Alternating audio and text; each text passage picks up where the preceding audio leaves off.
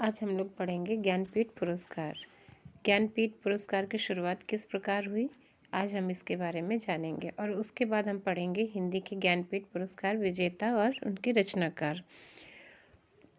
प्रतियोगी परीक्षाओं में अक्सर ये छोटे छोटे प्रश्न पूछे जाते हैं और हमें इनके ज्ञान न होने के कारण हमारे ये छूट जाते हैं। तो आज हम इनको देखेंगे। पहले तो पहला पॉइंट है उसमें 1965 में साहू श्री शांति प्रसाद जैन और उनकी पत्नी रमा जैन द्वारा भारतीय ज्ञानपीठ पुरस्कार देने का श्री गणेश किया गया। किसके द्वारा किया गया? श्री शांति प्रसाद जैन और उनकी पत्नी रमा जैन के द्वारा। और कब किया गया? 1965 में। इसी का दूसरा पॉइंट है, यह पुरस्कार दिल्ली स्थित भारतीय ज्ञानपीठ न्यास द्वारा दिया जाता है। कहाँ से दिया जाता है? दिल्ली से, और दिल्ली में स्थित भारतीय ज्ञानपीठ न्यास द्वारा दिया जाता है।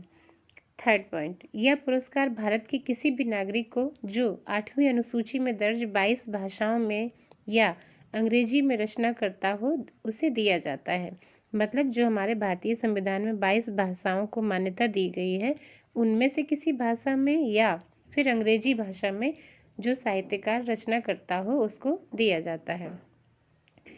इसी का फोर्थ पॉइंट है, 1965 में ये जो राशि थी वो 1 लाख रुपए थी और इससे 1 लाख रुपए से प्रारंभ हुई और इस पुरस्कार को 2005 में बढ़ाकर 7 लाख रुपए कर दिया गया।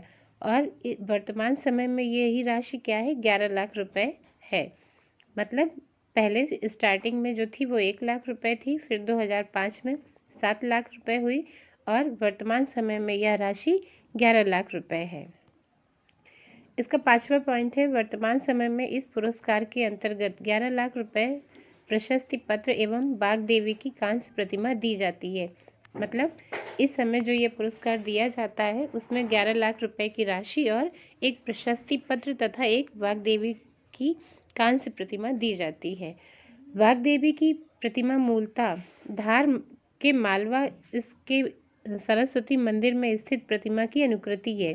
मतलब ये जो तस्वीर मिलती है कांस्य देवी की प्रतिमा जो मिलती है वो धार के मालवा के सरस्वती मंदिर में जो स्थित प्रतिमा है उसी की अनुकृति है। और पहला ज्ञानपीठ पुरस्कार मलयालम भाषा के जी शंकर पुरुष को दिया गया। मतलब पहला ज्ञानपीठ पुरस्कार किसे मिला? जी शंकर को मिला। और ये किस भाषा के थे? मलयालम भाषा के थे।